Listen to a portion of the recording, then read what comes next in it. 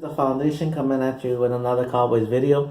Just wanted to talk about my expectations of the third preseason game against the Indianapolis Colts. It's the third of five. Usually we play four, so this would have been like the second game, and then next week it's the dress rehearsal game. So this one I think is just to get their feet wet. You know, a lot of guys making their preseason debut this season. And then next week, I think it's going to be close to what you can expect to a regular season game as possible. Some guys I wouldn't be surprised if they do or they don't play. Top of the list is Zeke. Just because of the whole appeal process. You know, if you want to see what McFadden and Morris had, you know, get them going and get them prepared for being in the starter role. This game I wouldn't be surprised, or I wouldn't be surprised if they play Zeke just to kind of get a little work with him in. I'll start off with the offensive side first. It's unfortunate that everybody's been suffering this thing, the hamstring disease. I mean, everybody here hamstring this, hamstring that. And then Ryan Switzer has had a setback with his thing. I think it's more precautionary than anything else. Is it really hurting? Yes, it is. But I think it's just more like, okay, it's a soft tissue thing. Make sure we get it right, because I don't want that thing lingering the whole year and everything like that.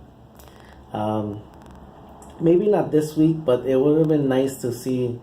I think they probably would have rotated out him and Beasley, and then next week that you would have seen that if Ryan Switzer is available, that Beasley and Switzer package, this to get defensive coordinators thinking, and all the defensive players to think about, oh my God, they're running that play, like this, to give them that little extra something to work on. Rico Gathers, he got the nod after the Rams game. The first practice of the Rams game, he started running with the ones, and I think they want to see what he would do with Dak. He's been playing beautifully. I mean, he went from a project, how long the project gonna take, to this year, in his second year, he could actually be really getting involved with the team and offense early, within season games and all that. So he was really pushing for that. Then he got the concussion. He's in the concussion protocol. And I saw some tweets, so it kind of made me laugh. I was like, Frazier, what are you doing? I go, Frazier was going for the ball. I mean, it's unfortunate for Gathers, but at the same time, too, it's like, I was proud of Frazier. It was bang, bang, but I was proud of Frazier that he recognized it and he went for the ball. It still sucks, but at the same time, I would rather see that happen than Frazier trying to take off his head or anything like that. Then I would have been like, you stupid idiot, Frazier.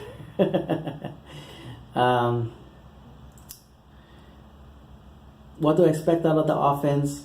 If they get, it'll be depending on how they play. Like, let's say for the first drive, I mean, I want a touchdown. That's what's gonna put a lot of confidence within the team. Let's say it goes like 8-9 play drive in the first drive, and they score a touchdown, then they're done. They're finished. If they get a field goal on the similar thing, they might play an extra series, and whatever happens after that, then they'll say, wrap it up. What determines to play them longer, I think it'll be like misassignments. A turnover is the worst, but misassignments and penalties will kind of determine how long they play. Like I said, if they get a touchdown and some methodical drive, they're finished. They're finished for the night. Defensively, like how I said with Zeke, guys, I wouldn't be surprised they play, but I wouldn't be surprised they don't play. And top of that list is Lee, Sean Lee. That's because he's so valuable to our defense and everything. So we want to get him to the season and everything like that. Probably just to get, they'll play him probably just to get his feet wet and see how he does with working with side by side with Jalen Smith, which I'll get to in a second, or kind of like just getting more guys on the same page, like from the Hall of Fame game, how much we improve, because Taco's gonna be there. Maybe he can like during in between plays, or while he's making his adjustments, he can make sure that not D-Law, but Taco is in the right place, or understanding what's going on.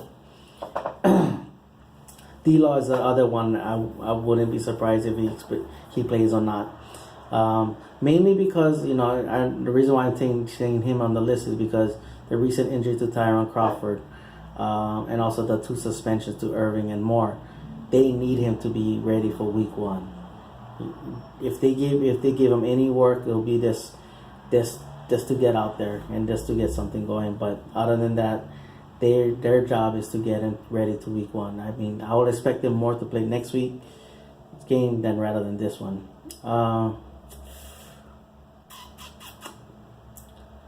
Who else? Oh yeah, the other guys, our other 2 rookies, hamstrings again. Jordan Lewis, I heard he did participate with some team drills and all that, but I don't expect him to play and everything, because I think he came in midweek or whatever of it. So it's kind of unfortunate. I would really like to see him play.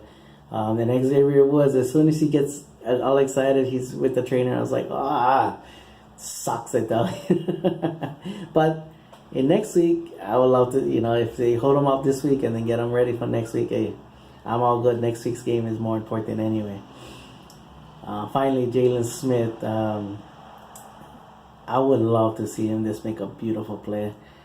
Rather be a huge hit, which would get everybody jumping. If he gets a forced fumble, or if he forces a fumble, that would be bruh. Interception will be just as equally. Recovering a fumble, will be like, yeah, that's the way. And if he gets a sack, is another huge thing. And again, the defense, I think, is gonna be predicated. The starters to be their main guys would be depending on how they play. If there's a blown assignment, then you see them play a little longer. If there's a lot of penalties, silly penalties, they'll play more, just because they want to make sure everybody gets that right. So that's what I expect of the video. That's what I did for my video. Really quick, I haven't done this before, but I just want to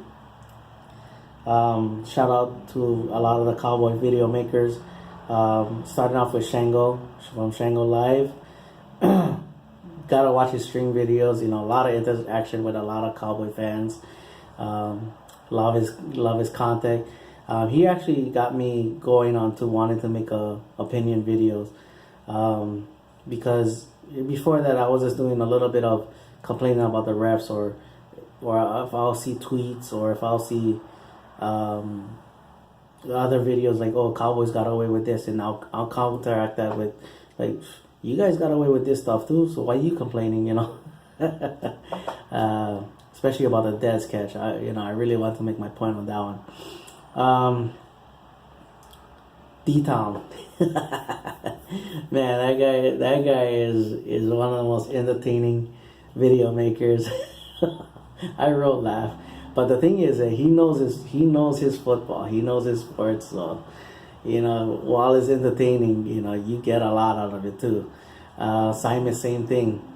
If he wants to go after somebody, man, he can slay a lot of guys.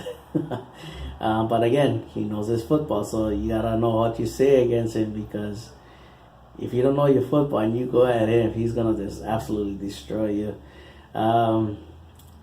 T-Spence, even though he doesn't make as much videos as before, he really knows his football.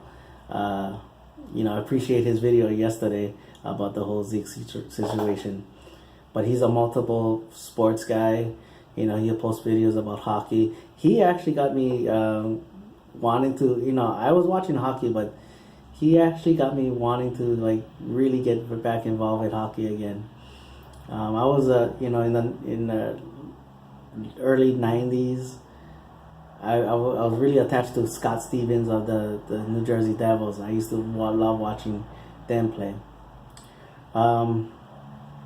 Who else? Oh, and Martin Brodeur as well too. See, now I lost track with that.